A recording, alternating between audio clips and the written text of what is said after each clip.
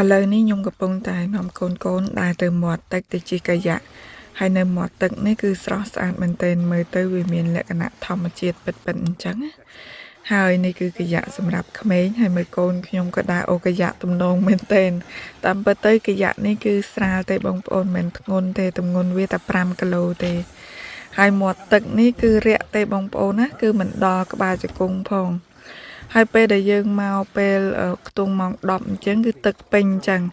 ហើយបើសិនជាមកថ្ងៃល្ងាចចាប់ពីម៉ោង2ទៅគឺថាទឹកទៅអស់លីងគេថាទឹកស្រកទឹកឡើងអញ្ចឹងណា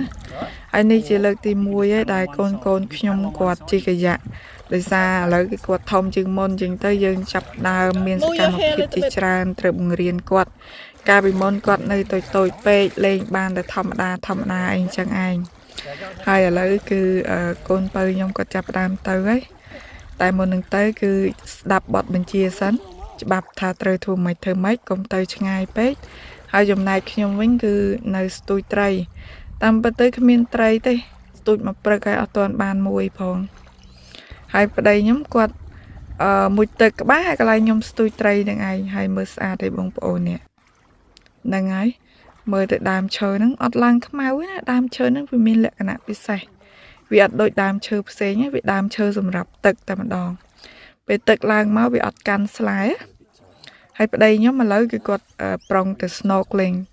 ទៅមួយទឹកមើលត្រីអើយមួយមកព្រៃអត់មានបានឃើញត្រីមួយទេឥឡូវកូនខ្ញុំក៏ឈប់ចែវទូកម្នាក់មួយឯងក៏ចែវទូក1 2នាក់ម្ដង